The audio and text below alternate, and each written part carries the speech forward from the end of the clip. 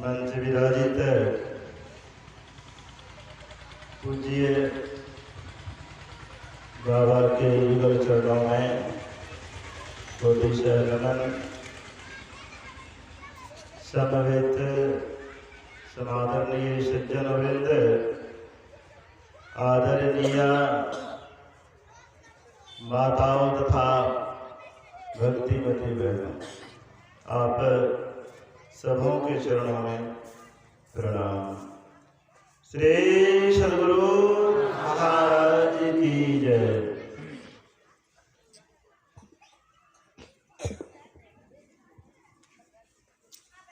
मर्यादा पुरुषोत्तम भगवान श्री राम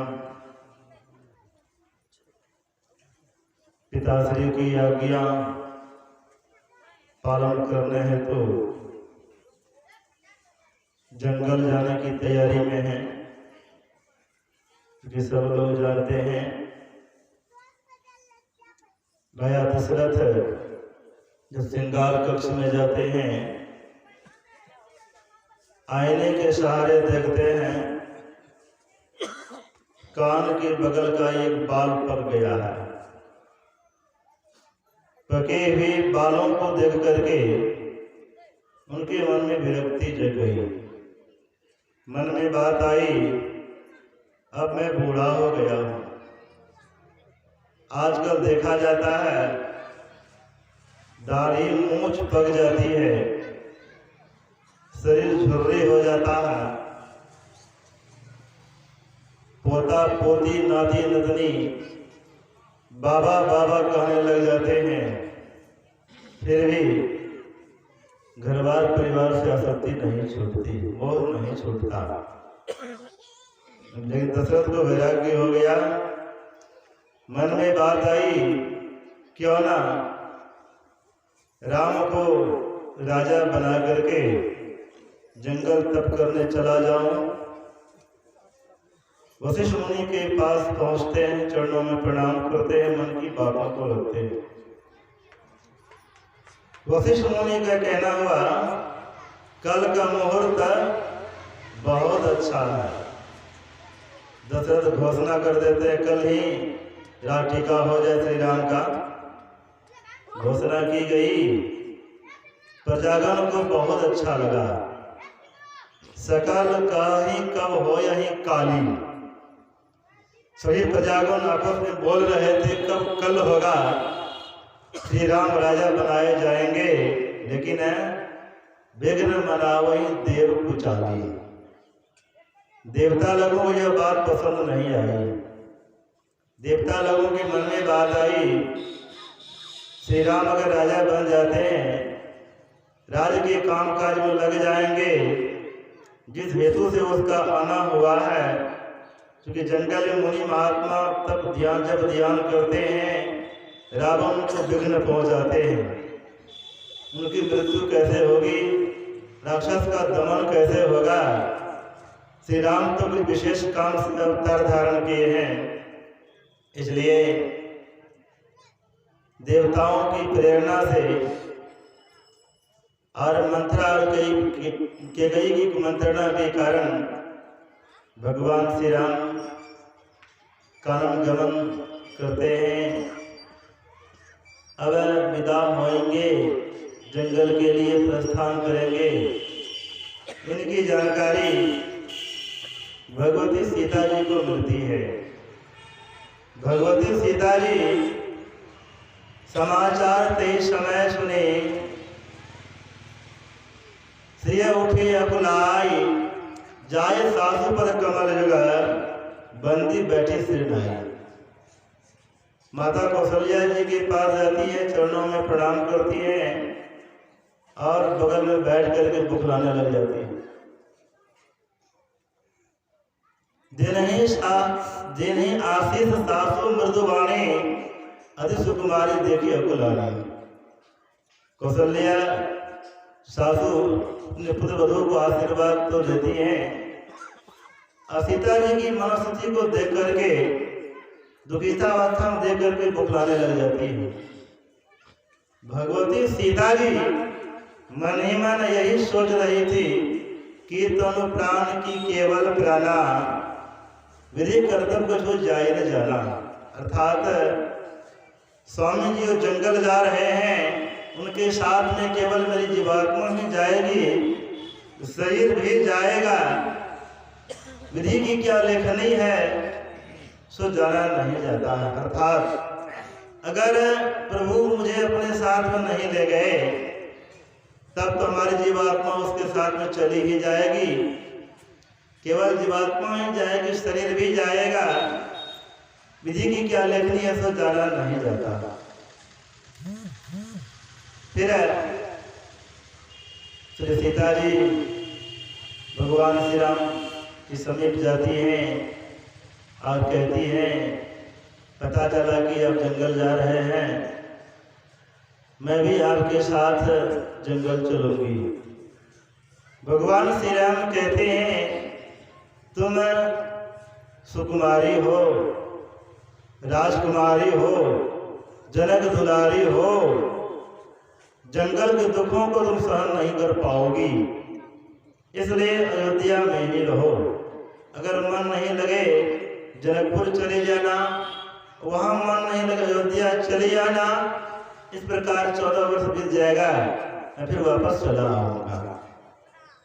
श्री सीता जी कहती हैं, आप मुझे राजकुमारी कहते हैं, सुकुमारी कहते हैं, आप भी तो राजकुमार हैं, सुकुमार हैं और मेरे प्राणाहार हैं। क्या पत्नी का यही कर्तव्य बनता है? पत्नी राजभवन सुख भोग करे और पति जंगल में दुख भोगे। वैसे तो मैं आपके साथ में रह करके राजा सुख भोग का आधा सुख भोग ही लिया और शंकर घड़ी में विपत्ति काल हुई आपके साथ में संगनी होकर साथ चलने की चाहती हूँ, उससे आप वंचित मुझे न करें। और आपने जो जंगल के इतने दुखों का वर्णन किया है, उन सब दुखों से अधिक दुख है आपसे वियोगित रहना, क्योंकि पति ही पत है, पति ही गत है, पति बिनु विपति हजार है, बिना पति सुना सब संसार। आकाशे न चंद्रा सौम्य की करीते तारा, जानारी न पुरुष नहीं दीने अंधियारा। अंत भगवान श्री राम कहते हैं, ठीक है चलो मेरे साथ। तैयार हो जाती है। इनकी सूचना, इनकी जानकारी लक्ष्मण जी को मिलती है। लक्ष्मण जी भगवान श्री राम के पास आते हैं, प्रणाम करते हैं, कहते भैया पता चला कि आप जंगल जा रहे हैं, मैं भी आपकी सेवा में आपके साथ जंगल चलूंगा, कृपा करके आप जंगल जाने की राजी आज्ञा मुझे दीजिए। भगवान श्री राम ने कहा, लक्ष्मण जरा सोचो, भरत और शत्रुघ्न ननिहाल में है, जानकी मेरे साथ जंगल जा रही है, पिताजी मेरे प्रेम में विह्वल हो जाएंगे, उन्हें कौन सांत्वना देगा, उन्हें कौन संभालेगा, इसलिए तुम अयोध्या में ही रहो। लक्ष्मण जी ने कहा, भैया पिताश्री तो महाराज हैं, उनको मैं क्या सांत्वना दूं, मैं तो आपका सेवक, छोटा भाई समय बड़े भाई का सेवक होता, इसलिए मैं आपके साथ में आपकी सेवा में जंगल चलूंगा, जंगल जाने की स्वीकृति आप दीजिए। भगवान श्री राम कहते ठीक है जाओ, माता जी से आज्ञा लेकर मेरे साथ बंगलो चलो। लक्ष्मण जी अपनी माता सुमित्रा जी के पास जाते हैं। सुमित्रा को वैरागी की प्रतिमूर्ति माना गया है। वन गमन की सारी बात को बताते हुए प्रभु श्री राम की सेवा में जंगल जाने की आज्ञा अपनी माता जी से मांग रहे लक्ष्मण जी।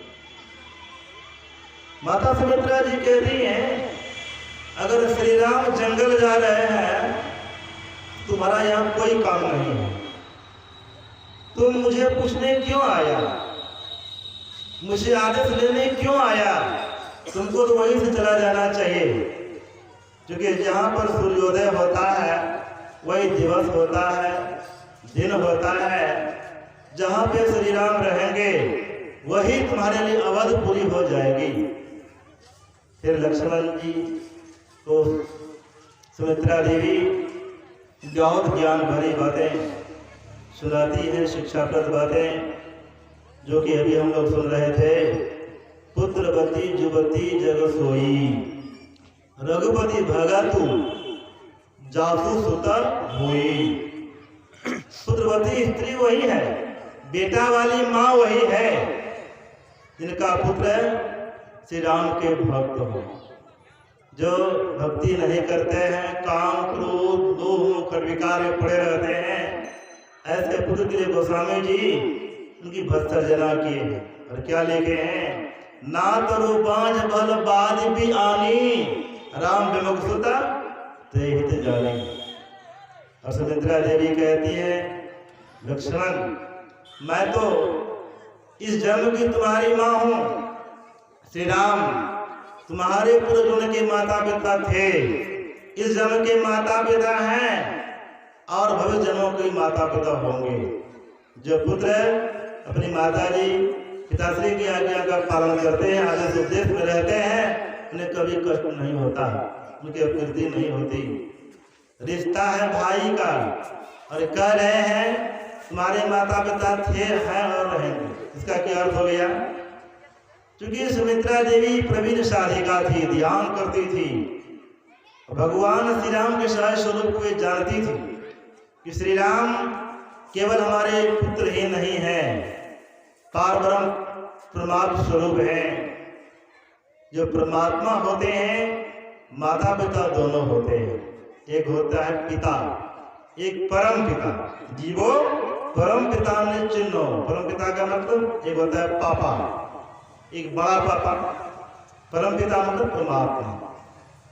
और लक्ष्मण जी से यह भी कहते हैं, बेटा यह ख्याल रखना श्री राम को स्वप्न में भी कष्ट नहीं हो। लक्ष्मण जी ने कहा, माता जी जब तक मैं जागृता अवस्था में रहूंगा भैया को कष्ट नहीं होने दूंगा, लेकिन जब मैं सो जाऊंगा तब क्या कर सकता हूँ। लेकिन आपकी ऐसी आज्ञा है स्वप्न में भी कष्ट नहीं हो। जाओ, मैं तुम्हें वचन देता हूँ, जब तक भ्राताश्री की सेवा में रहूंगा मैं सोऊंगा ही नहीं। लक्ष्मण जी केवल कहा ही नहीं, करके पूरा किया। 14 वर्षों तक भगवान श्री राम की सेवा में रहे, सोए नहीं, जगकर पहरा किए। जंगल में व्यवधान हो जाता है, भगवती सीता जी की चोरी हो जाती है, उनका अन्वेषण किया गया, खोज किया गया, लंका में चढ़ाई की गई, रावण से युद्ध हुआ, सभी सैनिकों को योद्धाओं को मार करके अपने अग्रज विभीषण को राजटिका दिया गया।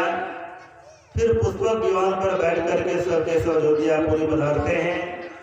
भगवान श्री राम का राज्याभिषेक होता है, राजगद्दी पर बैठते हैं। लक्ष्मण जी सेवारत थे। अवसर पाकर, मौका पाकर के भगवान श्री राम लक्ष्मण जी से पूछते हैं, लक्ष्मण मेघनाद को तो वही मार सकता था, बंगला रामायण में आया है, 14 वर्ष जय जान निद्रा नहीं जाए, 14 वर्ष जय जान स्त्री मुख न करे दर्शन, 14 वर्ष जय जान थाके अन्न हारे, सही मेरा इंद्रजिता बद्धे बार पाए। जिन्होंने 14 वर्षों तक खाया नहीं हो, सोया नहीं हो, ब्रह्मचर्य का पालन किया हो, वही मेघनाद को मार सकता था। इस बात को मैं मानता हूँ कि 14 वर्ष तक तूने ब्रह्मचर्य का पालन किया, क्योंकि तुम जंगल में था और तुम्हारी धर्मपत्नी अयोध्या में थी। इस बात को भी मैं मान सकता हूँ, 14 वर्षों तक तूने सोया ने जग कर पहरा किया, लेकिन इस बात को कैसे मैं मान सकता? 14 वर्षों तक तूने कुछ खाया नहीं, तुम्हें नित्य फल लाता था, उनका हिस्सा मैं करता था और एक हिस्सा तुम्हें दिया करता था, फिर तूने फल खाया कैसे नहीं? लक्ष्मण जी ने कहा, भैया में नित्य फल लाता था, उनका हिस्सा आप करते थे। कहते थे लो लक्ष्मण, यह तुम्हारा हिस्सा है। यह तो कभी नहीं कहा खा लक्ष्मण।